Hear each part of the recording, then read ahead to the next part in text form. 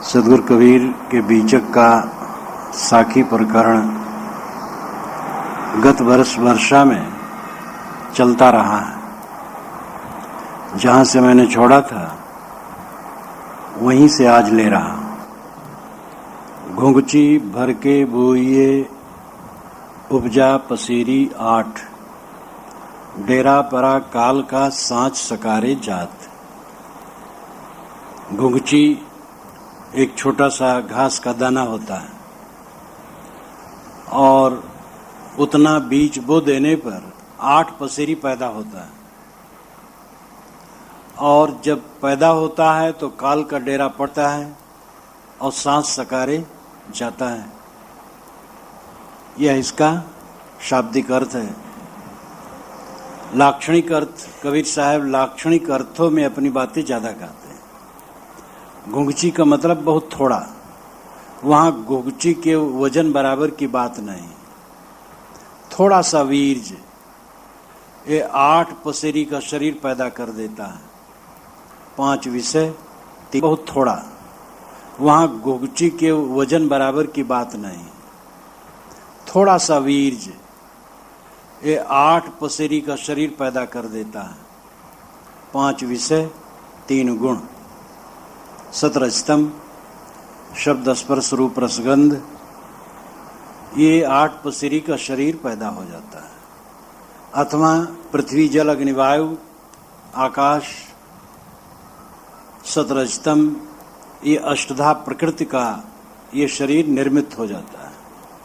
गीता में अष्टधा प्रकृति से कहते हैं पंचतत्व और 3 गुण को।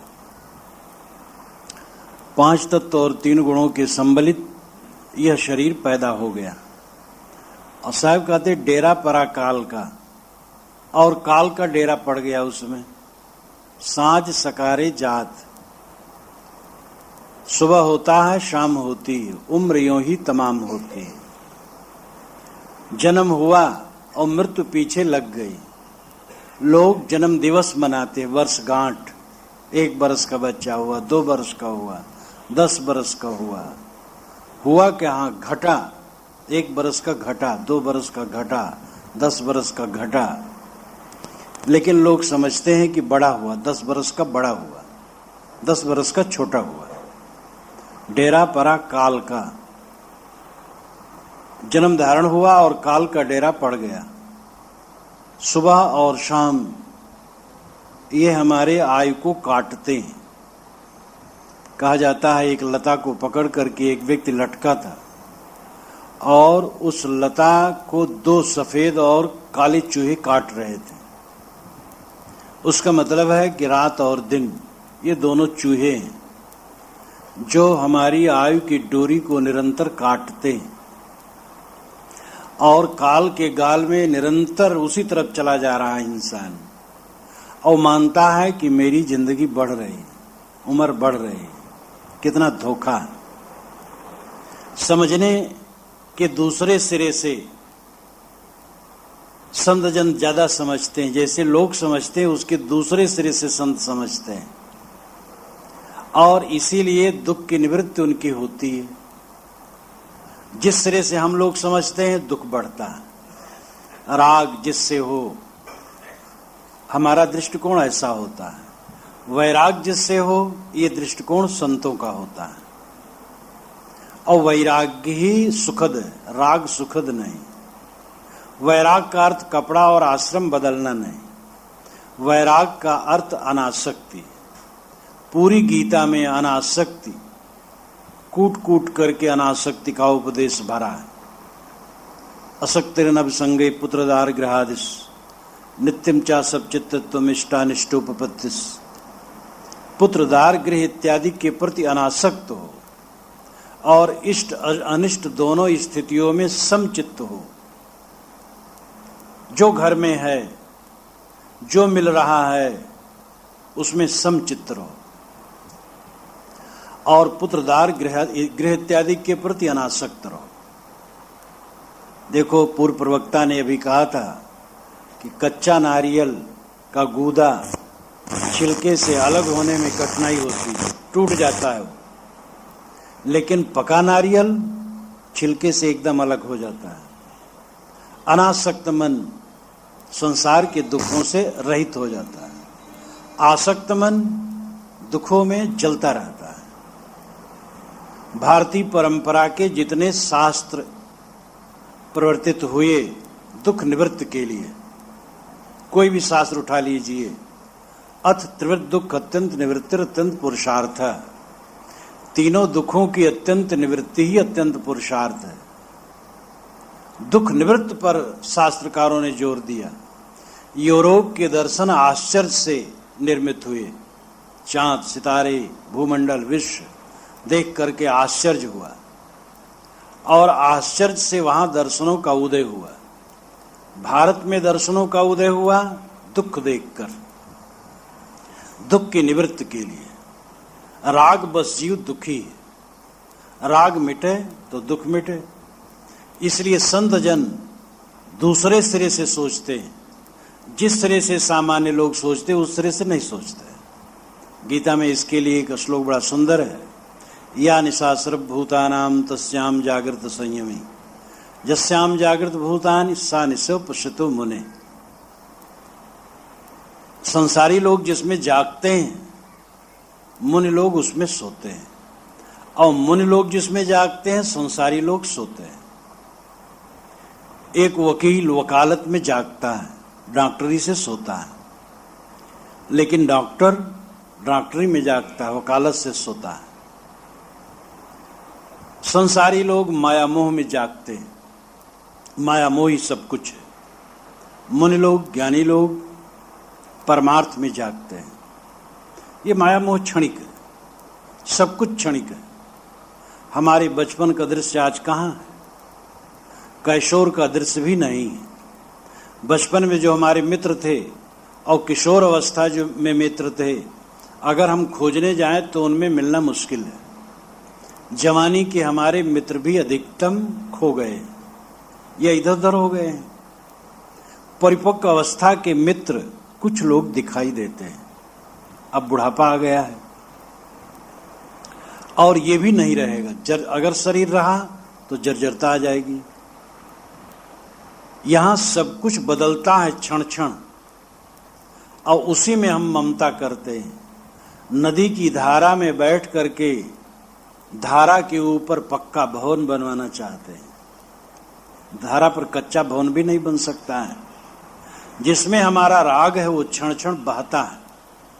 साहब कहते डेरा परा काल का। ये मानो शरीर प्रकट हुआ और काल का डेरा मानो पड़ गया। सांझ सकारे जात, सुबह और शाम दोनों हो रहे हैं और जीवन समाप्त हो रहा है, लेकिन अपना काम तुम नहीं कर रहे। अपना काम है भवबंधन को काटना, और हम बिल्कुल स्थूल में ही अटके रह जाते हैं। पढ़ लिख लेते हैं, कुछ कमाते धमाते हैं, बाल बच्चे पैदा करते हैं, खाते पीते हैं, राग द्वेष करते हैं, लड़ाई झगड़ा करते हैं, बस मर जाते हैं।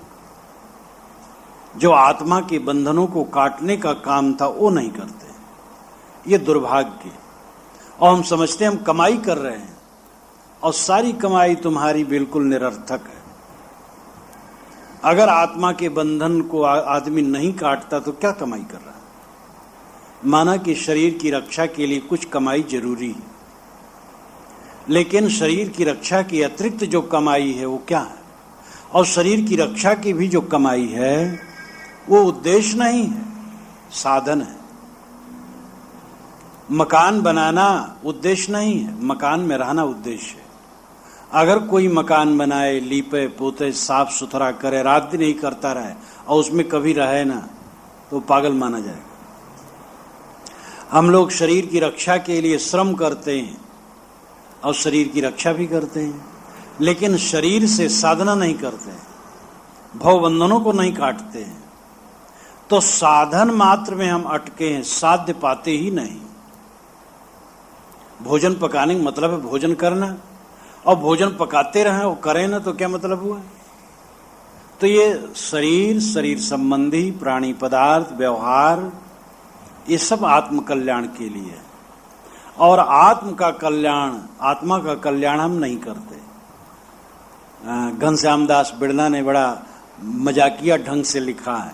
मैं तो पहले समझता था कि वे सेठ साहूकार थे और क्या थे, लेकिन जब उनकी पुस्तक मैंने पढ़ी, बहुत अच्छे साहित्यकार, यानी साहित्यिक शक्ति उनमें बढ़िया थी जो लिखे हैं वो। उसमें गांधी जी के साथ गोलमेज गए थे इंग्लैंड, गोलमेज में सम्मिलित होने के लिए। तो वहाँ पर गांधी जी के 200-300 चित्र हर दिन लिए जाते थे। उनके चरणों को चूमने के लिए हजारों की भीड़ आती थी। रास्ते में जाते जाते जहाज से अरब देश में जब पहुंचे थे, अरबी लोग गांधी जी की जय अपनी भाषा में बोल रहे थे। और सब तरफ के लोग, सभी वर्ग के लोग। तो बिड़ला ने लिखा है कि गांधी जी के चित्र वैसे ही खींचे जा रहे हैं और उनके चरणों को चूमने के लिए वैसे ही भीड़ आ रही है। गहमा गहमी सब वैसे है, केवल आजादी नहीं मिली। तो मजाकिया ढंग से कहा, गोलमेज में कोई सफलता हुई नहीं थी, जो इतिहास जानते हो जानते हैं। तो केवल आजादी नहीं मिली थी। और चित्र खींचते लोग चाहे न खींचते, उनके चरण को चूमते न चूमते आजादी मिल जाती, उसी के लिए हो गए थे। तो हम लोग सब कुछ करते हैं, भवबंधनों को नहीं काटते हैं।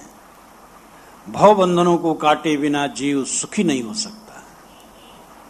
चाहे कितना ऐश्वर्य बाहर का हो, वो ताप दे सकता है, शांति नहीं दे सकता है। भ्रम रहता है, धोखा रहता है हमारी जिंदगी में। आज नहीं तो कल मिलेगा। पत्नी से सुख नहीं मिला तो बच्चे से मिलेगा, अगर बच्चे से नहीं मिला तो पोते से मिलेगा। एक धोखा। आदमी जिंदगी भर आभास और भ्रम में जीता है, और ऐसे धोखे में जीते जीते एक दिन मर जाता और कुछ उसके हाथ लगता नहीं।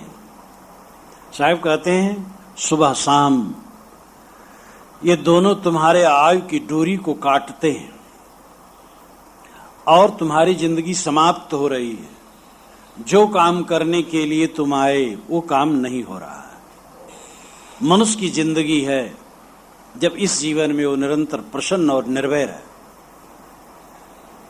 और प्रसन्नता, निर्भयता अगर नहीं है तो जिंदगी क्या है? सच्ची प्रसन्नता वह है जिसमें अप्रसन्नता न आए। सच्ची निर्भयता वह है जिसमें भय न आए। वो विवेक उदय होने पर होगा, मोह मिटने पर होगा, अनासक्त होने पर होगा। मन भर के बोइये, घुंघची भर नहीं होए, कहा हमार माने नहीं, अंतों चले भिगोए। साहब कहते, कोई मन भर का शरीर मिट्टी में गाड़ दे, जब जीव निकल जाता है तो इस मुर्दे शरीर को कोई मिट्टी में गाड़ दे, और वहां चाहे एक छोटा सा जानवर भी पैदा हो जाए उस शरीर से, नहीं होगा। उसके शरीर में कीड़े पड़ जाएं खाने के लिए, वो अलग बात है, लेकिन शरीर से कोई जीवधारी नहीं पैदा होगा उसको गाड़ने से। तो जीवन धारण करने का एक क्रम है। भौतिकवादियों की तरफ साहब का निर्देश है कि भौतिक संयोग से केवल जीवन नहीं बनता है, जड़ और चेतन दोनों के संयोग से जीवन बनता है। भौतिक विज्ञानी भी मानते हैं कि भौतिक पदार्थों में चेतना नहीं है, लेकिन जीवन जहां खड़ा होता है वहां चेतना होती है। निश्चित है वो भौतिक पदार्थों से अलग है। शरीर के न रहने पर भी आत्मा रहता है और उसे अपने कर्मों के संस्कारों के अनुसार आज और आगे सुख दुख होते हैं। इस जीवन में जो मनुष्य की स्थितियों में अंतर देखा जाता है, जन्मांतर का ही परिणाम है और कर्मांतर का परिणाम है। जैसे हम कर्म किए हैं वो हमारे जीवन में फलीभूत होते हैं। जो कुछ हम आज करते हैं उनका परिणाम आज ही समाप्त नहीं हो जाता है। जो कर्म जितना गहरा होता है उतना दूरगामी होता है, उसका फल उतना दूरगामी होता है। हल्के फुल्के कर्मों का फल तत्काल मिट जाता है, गहरे कर्म होते हैं वो दूर तक चलते हैं। और जितने हम कर्म कर लेते हैं उनके संस्कार हमारे चित्त में अंकित हो जाते हैं और उनका फलाफल हमें आज और आगे भोगना पड़ता है। इन दोनों साखियों का अभिप्राय कर्मों से भी है। दो बीज से शरीर बनता है, एक रजबीज रूपी बीज और एक कर्म बीज। कर्म बीज कहते संस्कारों को, संस्कार बीज और देह बीज। सामान्य माता पिता के रजबीज ये स्थूल है, इससे शरीर बनता है, लेकिन जीव के साथ में निहित जो कर्म संस्कार हैं वे मूल बीज हैं, और उन कर्म संस्कारों से ये सारी रचनाएं होती हैं। साहब कहते हैं कि कोई थोड़ा कर्म करे लेकिन सकाम है तो शरीर उत्पन्न करने में वो कारण होगा, और ज्यादा कर्म करे और निष्काम हो तो बंधन का कारण नहीं बनेगा। दोनों साखियां एक साथ हैं। घुघची भर के बोइये उपजा पसेरी 8, डेरा परा काल का सांस सकारे जात, मन भर के बोइये घुघची भर नहीं हुए, कहा हमार माने नहीं अंतों चले बिगोए। स्थूल रजबीज की चर्चा पहले हुई। दूसरे अभिप्राय में वासना बीज है। वासना बीज जीव को भटकाता है। खेत में भी जो बीज होते हैं वह समय पर उगते हैं और सड़ते नहीं। चना, गेहूं, जौ, मटर, ये सब के बीज पानी में पड़े रहते हैं, मिट्टी में पड़े रहते खेत में, और सड़ते नहीं। कार्तिक आता है जब तब उगाते हैं। बीज सड़ भी सकते हैं, लेकिन वासना बीज नहीं सड़ता है।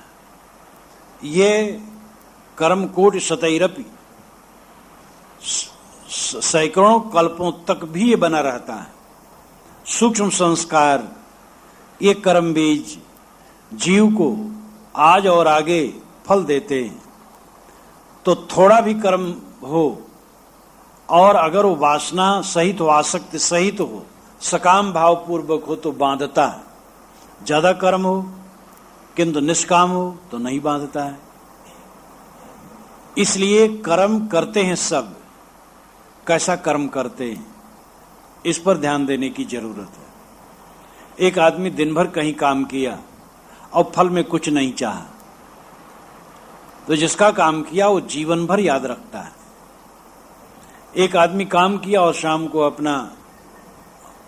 अपनी मजदूरी ली, चला गया, मालिक भूल जाता है। निष्काम कर्म का प्रभाव और ज्यादा होता है, लेकिन निष्काम कर्म बांधता नहीं है। हम कोई कामना लेकर के जब काम करते हैं तो कामना बांधती है, और निष्काम कर्म करते तो बांधती नहीं है। कर्म की मात्रा का महत्व नहीं है, उसके मूल में सकाम और निष्काम का महत्व है। कितने आदमी हैं चुपचाप बैठे हैं, तो मत समझो कि कर्म नहीं कर रहे हैं। उनके अंदर में सांसारिक संकल्प विकल्प है, तो बाहर से चुप होने से क्या होगा। कितने लोग हैं काम करते हैं लेकिन अनासक्त हैं, तो उनका वो कर्म बांधता नहीं है। एक आदमी बहुत क्रोधित है और चुप है, और एक आदमी क्रोध आया और भड़बड़ा दिया। जो भड़बड़ा दिया उसका क्रोध निकल गया, जो चुप है बड़ा भयंकर है, उसका क्रोध अंदर अंदर गूंजता है। तो मत समझो वो क्रोध नहीं किया, इसलिए केवल बाहरी क्रिया से नहीं माना जा सकता है, मन से समझना चाहिए। बिना कर्म के जीवन चल नहीं सकता है। जीवन में कर्म की आवश्यकता है। बिना कर्म के तो खाना पीना भी नहीं होगा। हमारे मुख में कोई डाल दे भोजन, मुख तो डोलाना पड़ेगा हमें। टट्टी पेशाब जाना, मंजन स्नान करना, शारीरिक क्रिया तो हमें स्वयं करना पड़ेगा। इसलिए जीवन में कर्म की अपेक्षा है। और फिर इतना ही नहीं, उसके साथ और भी करना चाहिए। अपना हित हो, दूसरे के हित हो, क्योंकि दूसरे के कर्मों से हमारा हित होता है, तो हमें भी कुछ ऐसा करना चाहिए जिससे दूसरे का हित हो। लेकिन इन सभी कर्मों में निष्काम भाव है तो बांधेगा नहीं, और अगर थोड़ा ही कर्म है सकाम भाव पूर्वक है तो बांधेगा। पत्नी से निष्काम रहो, पति से निष्काम रहो, भाई से निष्काम रहो, मगबो भलो न बाप सो, जो विधि राखे टेक। बाप से भी मांगना अच्छा नहीं है अगर विधि टेक रखें तो। बाप से भी निष्काम रहो, पुत्र से भी निष्काम रहो। सारा कलह क्यों है? सकाम भावना के कारण।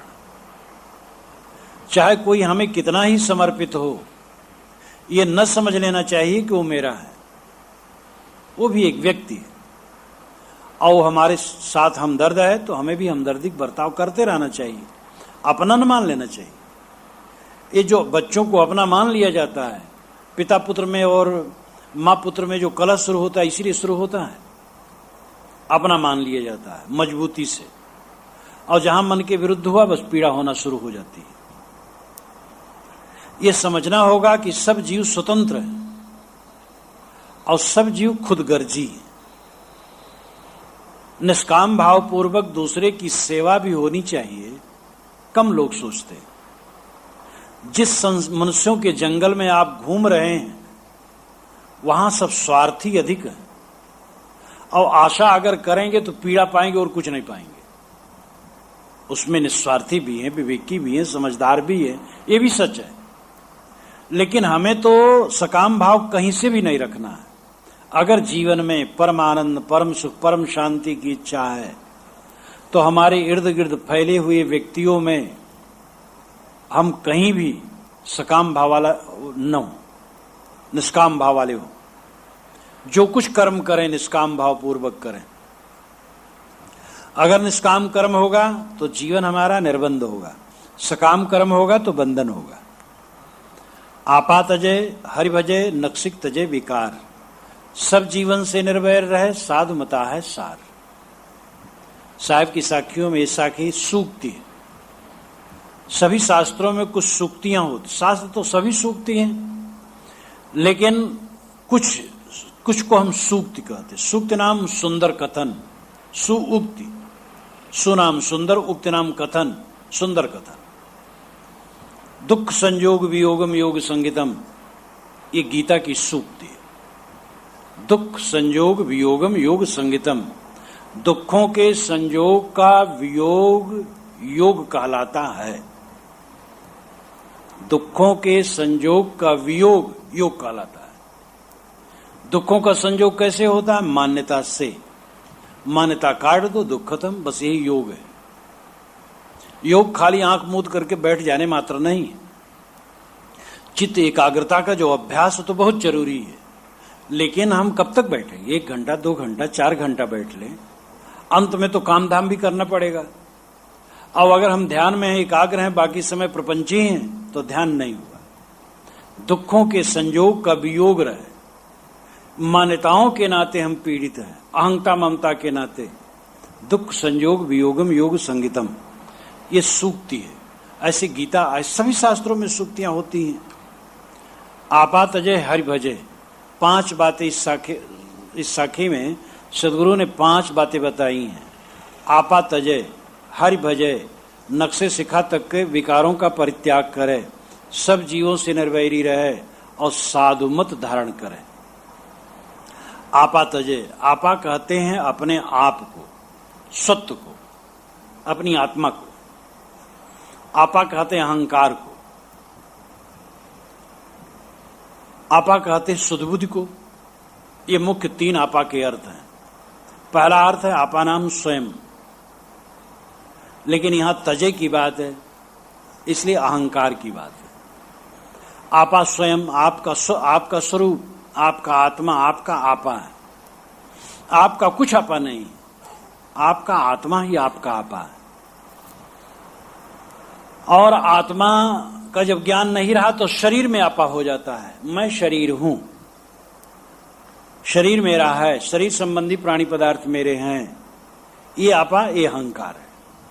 आत्मा के प्रति आपा वास्तविकता है, शरीर के प्रति आपा अहंकार है।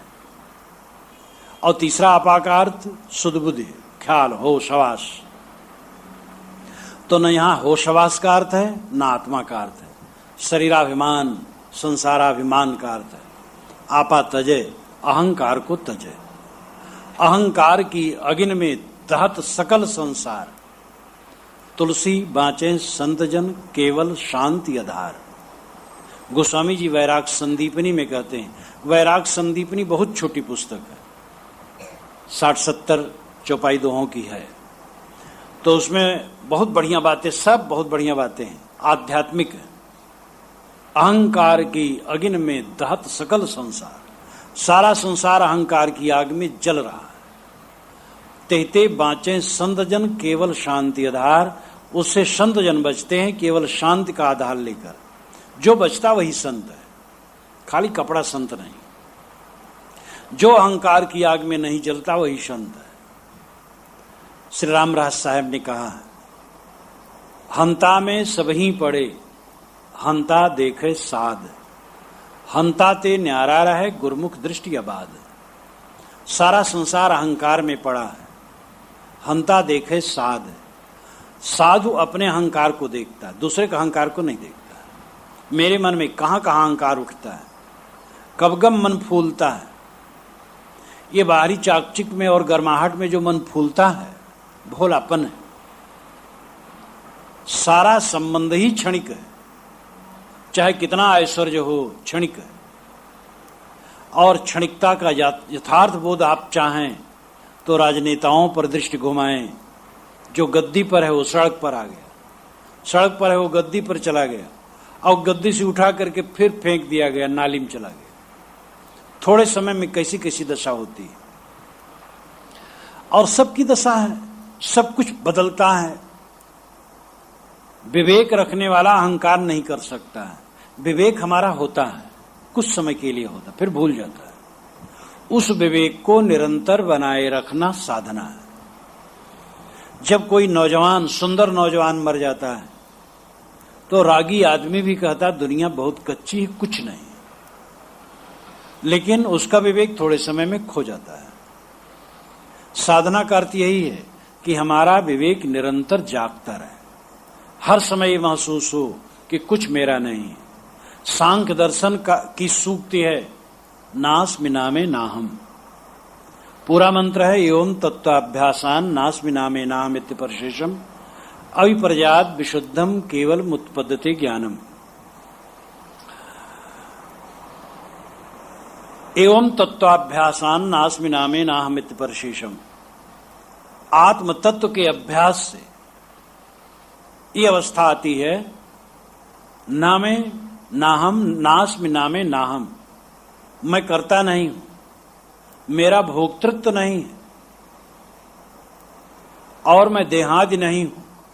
नास्मि नामे नाहम अपरिशेषम। जब साधक के चित्त में यह हो जाता है मेरा कुछ नहीं, तब कुछ बंधन बाकी नहीं बचता है। अविपर्याद विशुद्धम, अविपर्जय दशा हो जाती है, सीधी दशा। विपर्जय है उल्टा, मैं देह हूं, ये धन दौलत मेरे हैं, ये संसार मेरा है, ये विपर्जय उल्टा। कुछ मेरा नहीं है, ये सीधा।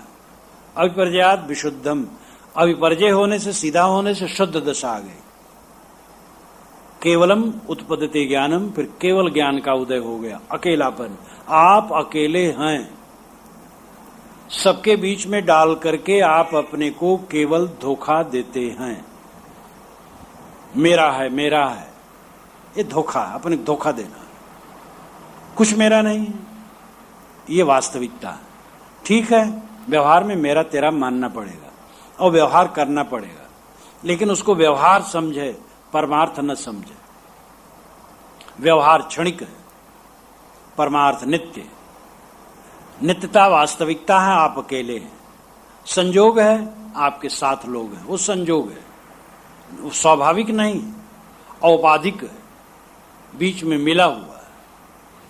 तो अहंकार का त्याग ये पहला निर्देश साहब करते हैं, आपा तजे, अहंकार को छोड़े। हमारा शरीर में अहम भाव होता है, नाम रूप में होता है, गुण कर्मों में होता है, जाति वर्ण में होता है, विद्या पद में होता है, और ज्ञान वैराग्य में होने लगता है, सद्गुणों में होता है।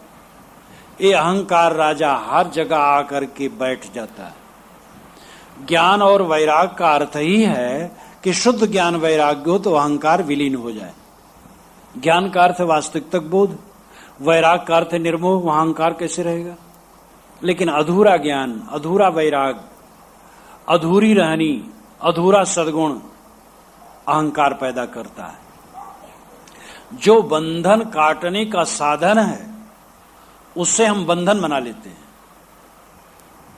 जिन सद्गुणों से हमें निर्बंध होना चाहिए उन सद्गुणों का हम अहंकार कर बैठते हैं।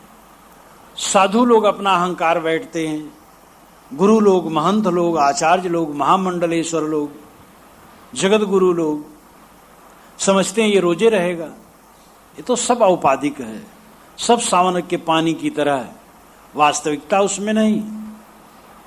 लेकिन सदैव जो जागता रहता है वही इसको समझता है। तो आपा तजे, अहंकार को छोड़े। उठते बैठते हम अपने अंदर में झांकें, कहां अहंकार आया। अपने अहंकार को हरदम देखता रहे और उसको कुचलता रहे। जो अपने आप को अहंकार से बचाता रहे वो शीतल रहेगा। जितना समय अहंकार में रहेगा जलता रहेगा। आपा तजे, हरि भजे। दूसरी बात है हरि का भजन करें। हरि के 35-37 अर्थ हैं। कोशकारों ने हरि का अर्थ बहुत दिया है। विष्णु भी हरि का अर्थ है, सांप भी है, बिजली भी है, मोर भी है। 35-37 अर्थ हरि के। लेकिन जिस हरि को साहब कहते वो साप है। हरि जो हमारे अज्ञान को हरे, हमारे दुख को हरे। सगुण हरि, निर्गुण हरि, दो आपने सुना है। एक सगुण भगवान है, एक निर्गुण भगवान है। सगुण भगवान बाहर है, निर्गुण भगवान भीतर है। सगुण भगवान के विषय में वेद में जो कल्पना है वो विराट पुरुष की है।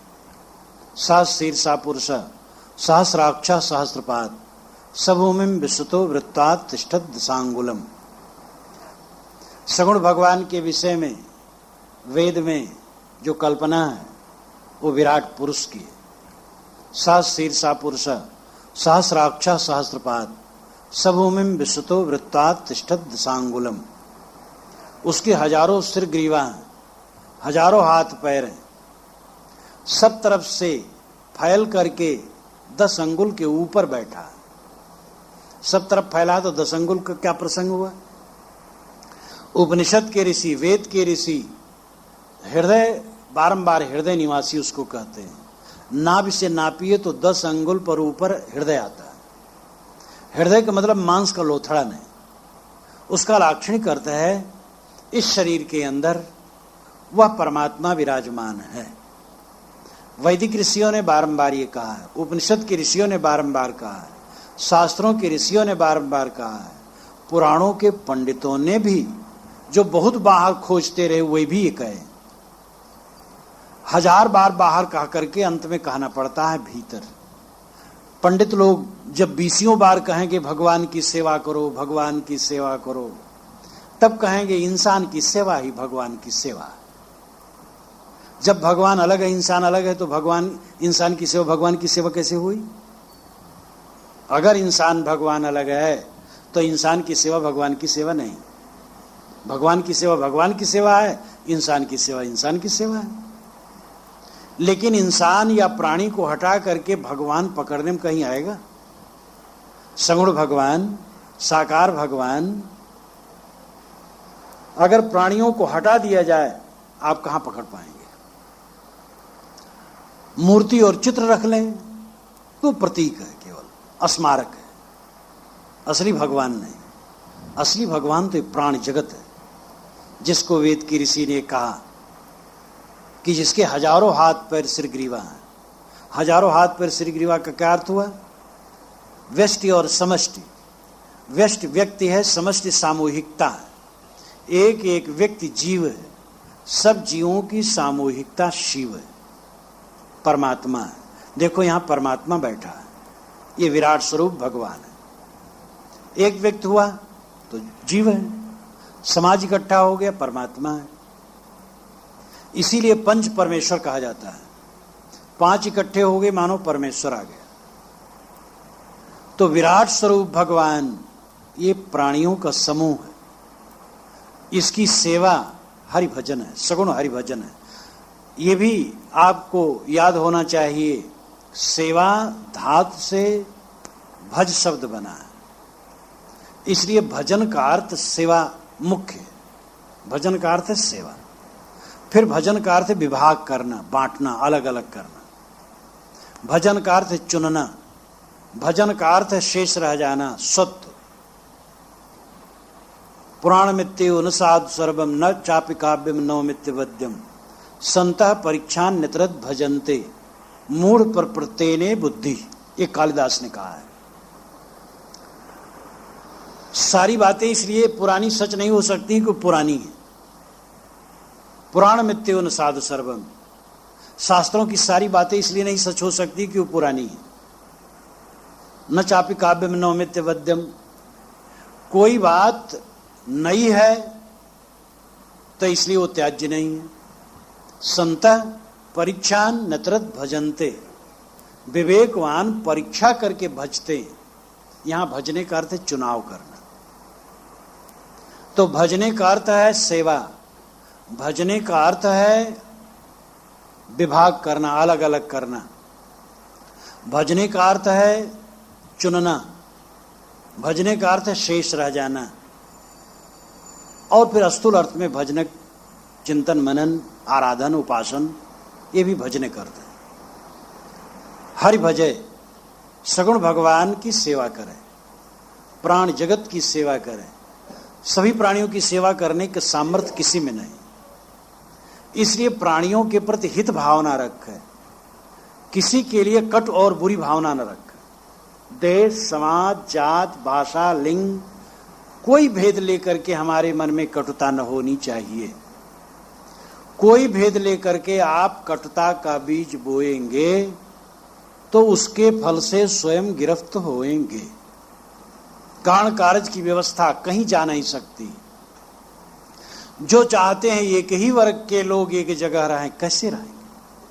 पाकिस्तान में एक ही वर्ग के लोग हैं और जो आग लगी है, अखबार पढ़ने वाले ज्यादा जानते हैं, हम तो सुन सुन करके कह रहे हैं। एक ही वर्ग के लोग हैं, एक ही वर्ग के लोग कौरव पांडव के लोग थे।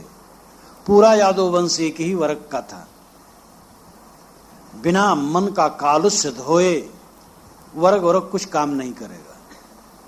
इसलिए सद्गुण की जरूरत है। प्राणी मात्र के प्रति सद्भाव, ये मेरी जात का है, दूसरी जात का है, मेरे संप्रदाय का है, दूसरे संप्रदाय, सब बकवास। जात, संप्रदाय, परंपराएं, ये सब बाहरी और काल्पनिक है। प्राणी तो वही है जो अपने समान दूसरे को न समझ सके, क्या उसका धर्म है? इसलिए सेवा भाव, प्राणी मात्र के प्रति हमदर्दी और सेवा जितना बन सके। सेवा तो सर्वथा सबकी नहीं बन सकती। और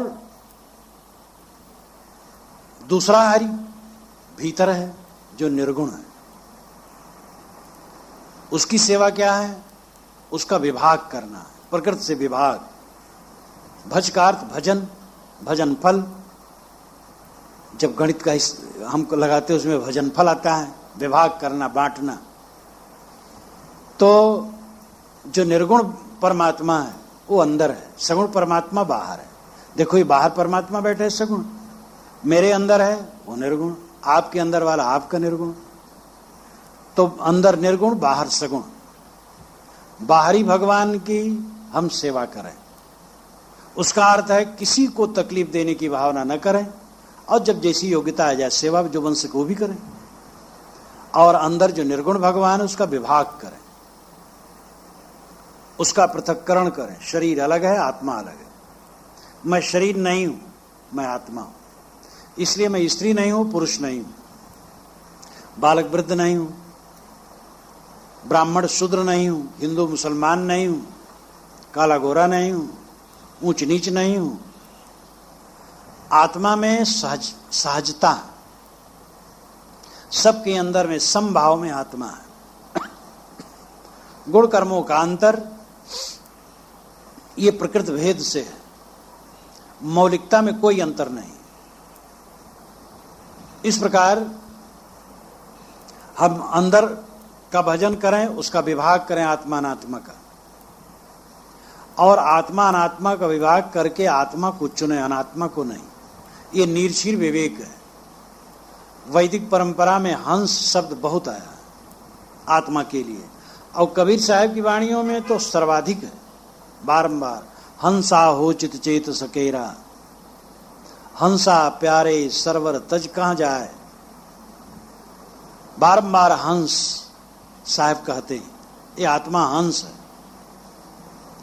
अपने को देह मत समझो, हंस समझो, आत्मा समझो। शरीर सड़ता गलता है, आप सड़ते गलते नहीं। सारा वियोग भौतिक है, आत्मा में न संयोग है न वियोग है, वो तो अकेला है। और अपने स्वरूप को भूल करके सारी दैन्यता है। हाय मेरी पत्नी चली गई, मैं अनाथ हो गया, मेरा पद चला गया, मैं अनाथ हो गई, मेरा लड़का नहीं रहा, मैं बेकार हो गया। सब अज्ञान बस है। अरे यहां मिल गए हैं लोग, जब तक जो मिले हैं निष्काम हो करके उनके साथ व्यवहार करें, और निष्काम होकर व्यवहार करेंगे, जो उठ जाएंगे उनके लिए हाय तौबा हम नहीं करेंगे। स्वरूप ज्ञान आत्मज्ञान जिसको होगा वो दुखी नहीं होगा। संतों का उपदेश यही है, दुख से मुक्त हो। ऋषियों महर्षियों पीर पैगंबरों का उपदेश यही है कि दुख से रहित हो, और दुख से रहित आदमी विवेक ज्ञान से हो सकता है, और कोई उपाय नहीं। अच्छी समझ जिसके पास है कभी दुखी नहीं होगा। तो अंदर का जो भगवान है, निर्गुण भगवान, उसका प्रकृति से विभाग करो, ये भजन होगा। अनुचिंतन, आत्मा का अनुचिंतन भजन है। आत्मचिंतन, आत्मस्थिति, सारे माया मोह को छोड़ करके आत्मा में स्थित, ये निर्गुण भजन है। तो आपा तजे हरि भजे, नक्सिक तजे विकार, नक्श शिखा तक के सारे विकारों को छोड़े। एड़ी से चोटी तक बुराइयों में हम लिपटे, वो बुराइयां ही हमें रात दिन काटती हैं। उन बुराइयों को काटे बिना किसी को विश्राम नहीं मिल सकता। धर्म के क्षेत्र में सस्ते नुस्खे जो बांटे गए हैं वो धोखा देने के अलावा कुछ नहीं है। यहां नहाओ पाप कट जाएगा, यहां दर्शन करो पाप कट जाएगा, ये व्रत रहो पाप कट जाएगा, मुक्त हो जाओगे, ये भूल भुलैया। नहाओ जहां मन हो ठीक है, व्रत रहो ठीक है, दर्शन करो ठीक है, ये सबसे सात्विकता है। सात्विक भाव उत्पन्न होगा। आप अपने नल पर ही सुबह प्रतिज्ञा कर लो, हम प्रातः स्नान करेंगे, तो एक भावना जगह, वाह मैं प्रातः स्नान कर रहा हूं। आप कहीं दर्शन करने जाते हो, आपके मन में एक सात्विक भावना है। तो ये सब काम करते हैं, लेकिन इनकी महिमाएं आवश्यकता से अधिक बढ़ा दी गई। 1 रुपए में आपको दूं और कहूं जाओ 10 कुंतल बासमती चावल इसमें मिलेगा, तो आपको मैं धोखा देता हूं। 1 रुपया में 1 छटाक बासमती मिल जाए तो अच्छा है, पता नहीं क्या उसका भाव है। अब 10 कुंतल कैसे मिल जाएगा? तो जो कर्मकांड के विषय, जो स्थूल विषय, उनका अपना महत्व है, लेकिन वो महत्व इतने बढ़ा दिए गए, पंडित पुरोहितों ने इतना बढ़ाया अपने लाभ के लिए, अनर्थ कर दिया। इससे विवेक का मार्ग रुक गया। उपनिषदों का चिंतन, शास्त्रों का चिंतन तो 2000 वर्ष हो गए, धूमिल हो गए। 2000 वर्षों के इधर खूब प्रपंच बढ़ा, और आज का हिंदू समाज उसी प्रपंच में आकंठ डूबा है। पौराणिक गाथाओं में, कर्म कांडों में, छू मंत्र में, जादू टोना में, थोड़े थोड़े में रिद्धि सिद्धि, अखंड पाठ में और अखंड पूजा में। लेकिन जो अखंड पाठ और पूजा है, आत्मविवेक, उसको खो दिया। असली बात है नक्सिक तजे विकार। यतयः क्षीण दोषा, उपनिषद के ऋषि ने कहा है, यतयः क्षीण दोषा, यत्न पूर्वक दोषों को क्षीण करो तब कल्याण होगा। मन, वाणी और कर्मों में गंदगी भर करके कभी कल्याण नहीं होगा। नक्सिक तजे विकार, नक्श शिखा तक के 10 दोष स्थूल माने जाते हैं। चोरी, हत्या, व्यभिचार शरीर के दोष, गाली, निंदा, झूठ वाणी के दोष, ईर्षा, क्रोध, मांछल मन के दोष। ये शरीर, वाणी और मन के 10 दोष, इन दोषों का त्याग हो और निगरानी हो रात दिन कि हम कहाँ गलत कर रहे हैं। सच्चा भजन तो यही हरदम देखता रहे अपने को। टट्टी घर में भी भजन होगा, स्नानागार में भी, पूजा घर में भी, भंडार घर में भी, फैक्ट्री में भी, सड़क पर भी, बिस्तर पर भी, हर जगह जिसका भजन होता है उसका कल्याण होता है। अब भजन 10 मिनट हो, 1 घंटा हो और 23 घंटा बकवास हो तो कल्याण कैसे होगा? जब हरदम भजन हो, और हरदम भजन का मतलब है जागरूकता। ठाड़े बैठे खड़े उतान कहें कबीर हम एक समान, चाहे खड़े हो चाहे बैठे हो, चाहे उतान लेटे हो, चाहे जिस स्थिति में हो, कबीर साहब कहते हैं हम एक समान हैं। ऐसी हमारी अखंड धारा चलनी चाहिए, एक समान हो जाए, मन निर्मल, सब समय मन निर्मल। सबको ये शौक होना चाहिए कि हमारा मन निर्मल हो। अपने को टोको, मन में क्या आ रहा है। मार्कस ऑरेलियस ने अपने को टोका था, जो आज से 1600 वर्ष पूर्व हुआ। रोम का सम्राट था, लेकिन इतना विनयी था, अपनी डायरी में उसने लिखा, जीवन भर में जो लिखा, एक छोटी डायरी में अपने को संबोधित करके, पुस्तक नहीं लिखा। सैकड़ों वर्षों के बाद वो छपाई गई और दुनिया की समृद्ध भाषाओं में उसका अनुवाद हुआ। बारंबार अपने को लिखा है। मार्कस ऑरेलियस, तू वैसे है जैसे चपरासी है तेरा, तू वही है। मन ऐसा होना चाहिए एकदम निर्मल हो, सब समय मन निर्मल हो। कोई मुझसे पूछे क्या सोच रहे हो तो हम बता सकें, ऐसा मन निर्मल होना चाहिए। ये उन्नति होनी चाहिए। बाहर के उन्नति में 3 लड़के पैदा हो गए, बड़ी उन्नति हो गई। एक एक लड़के आपको छकाएंगे, बुढ़ापा में पता चलेगा। इसलिए लड़के हो गए 3 तो बड़ी उन्नति हो गई, भ्रम है। बस बाहर की उन्नति, बाहर का उन्नत कूड़ा कबाड़ है। असली उन्नति है मन निर्मल होना। जितने क्षण हमारा मन निर्मल रह सके, हमारा जीवन सार्थक है।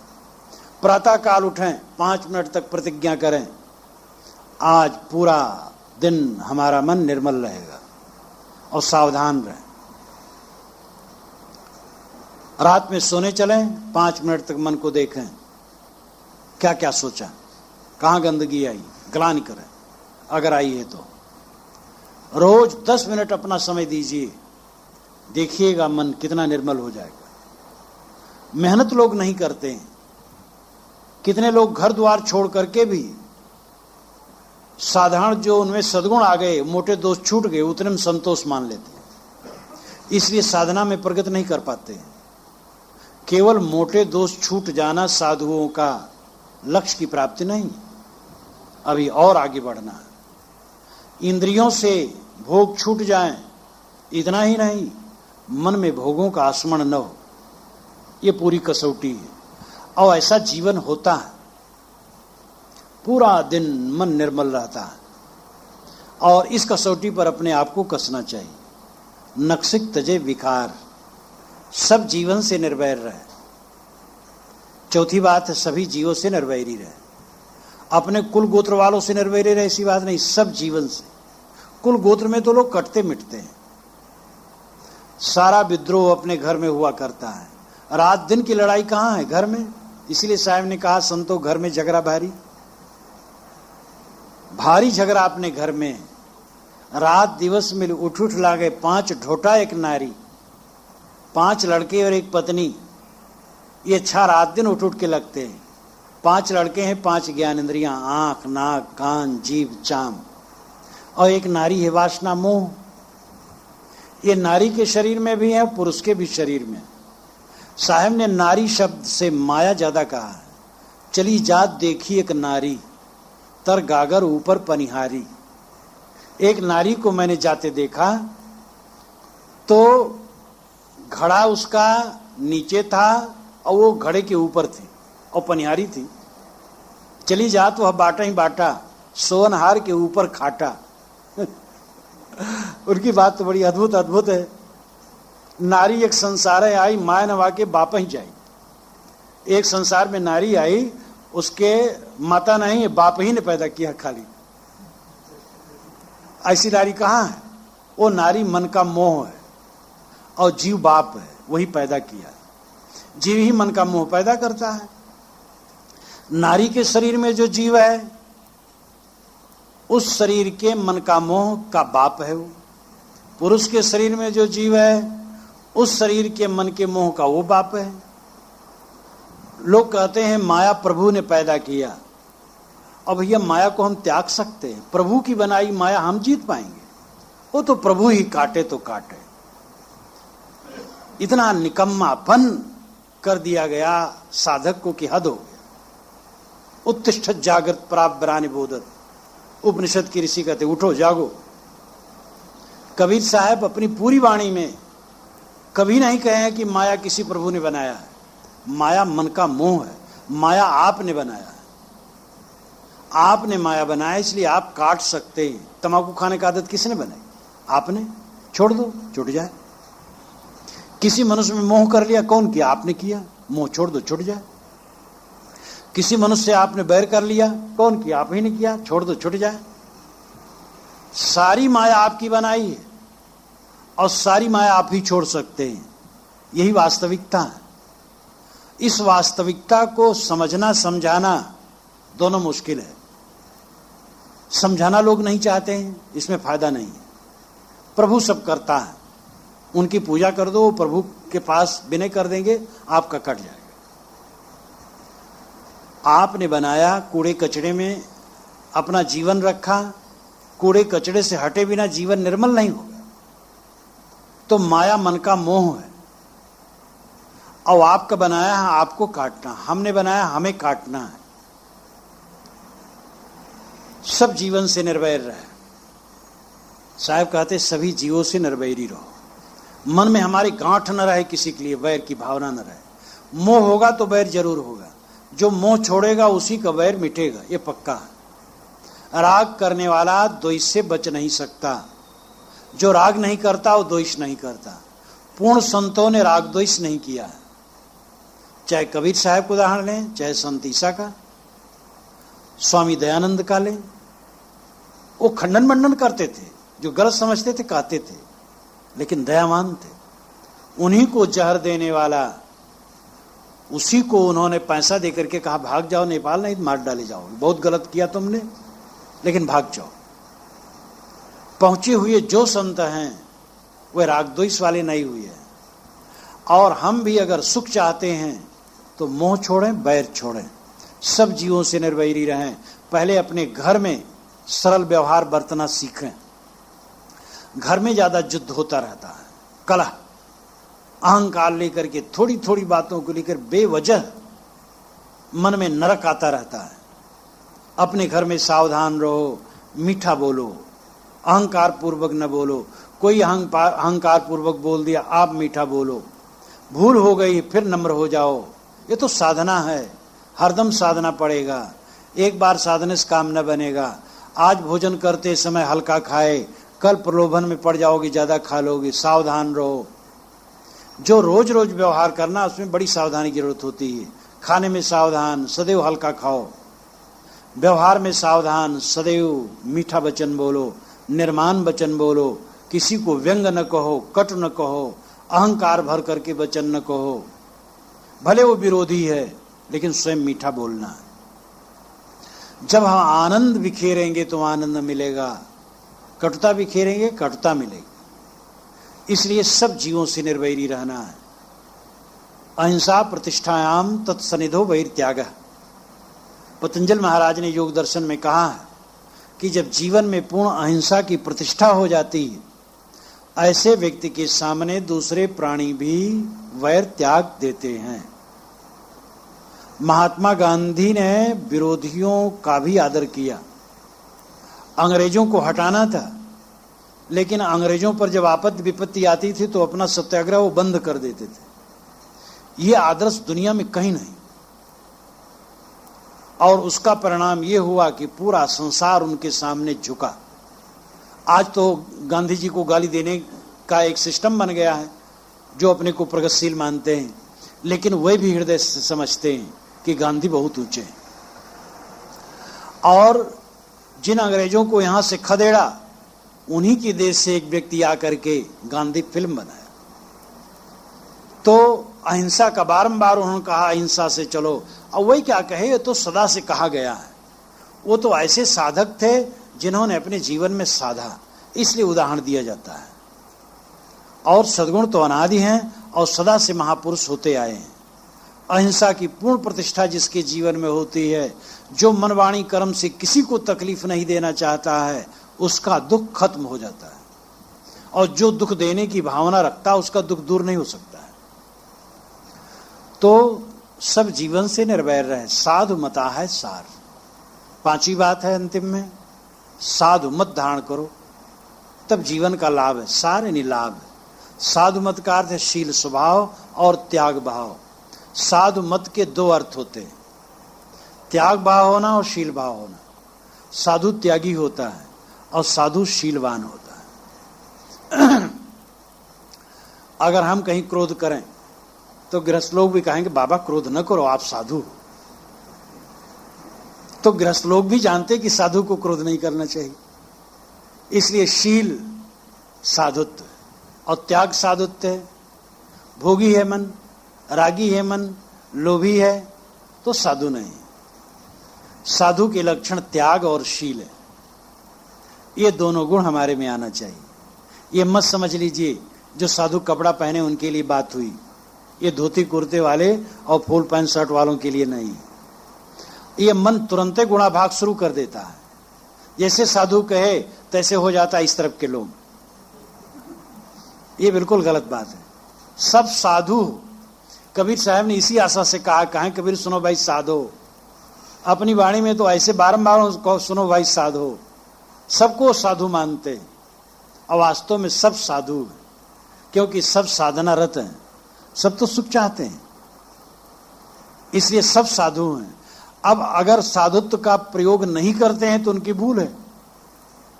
त्याग भाव से सुख है। पत्नी से त्याग भाव रखो। पत्नी से त्याग भाव न रखोगे, पत्नी आजीज हो जाएगी। कितने सज्जन घर में पहुंचते ही ये नहीं हुआ, वो नहीं हुआ, चाय अभी तक नहीं लाई।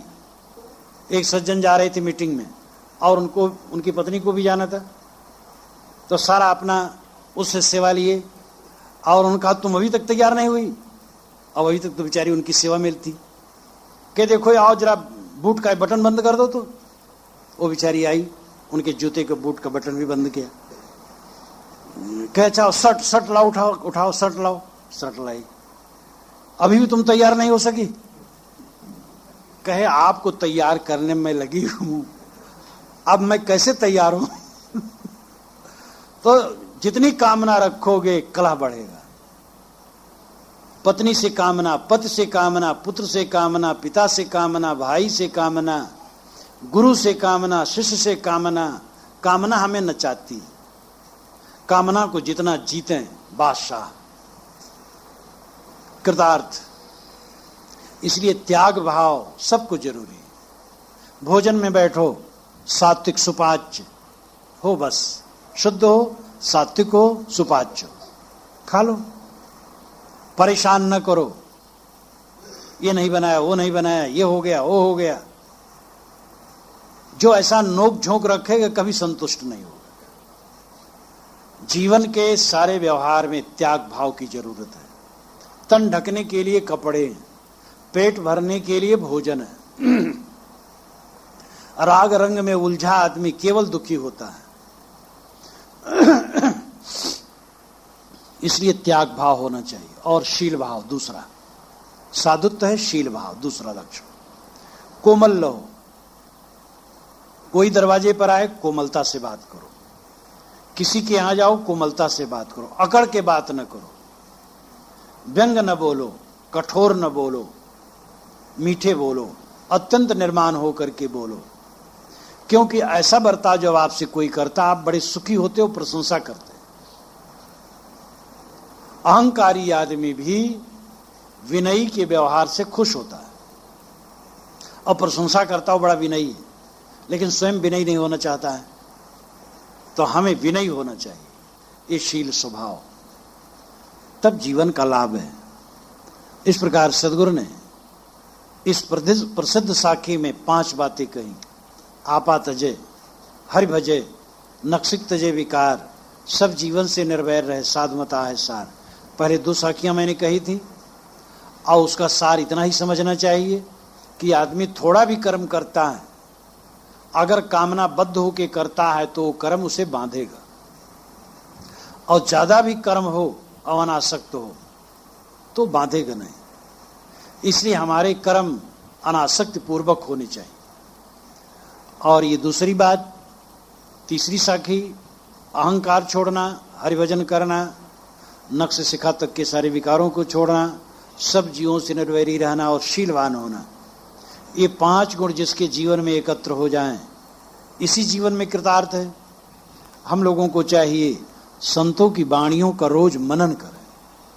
आप अपने घर में सदग्रंथ पढ़ें, रोज ध्यान और स्वाध्याय दोनों करें। अंत में करेंगे, कभी अंत नहीं आएगा, पूरा नहीं होगा, वो अंतिम हो जाएगा। इसलिए रोज स्वाध्याय और ध्यान करना चाहिए, साधना मार्ग में चलना चाहिए, जिससे हमारा दुख दूर हो और इस जीवन में हमें पूर्ण शांत, पूर्ण निर्भयता, पूर्ण प्रसन्नता की प्राप्ति हो।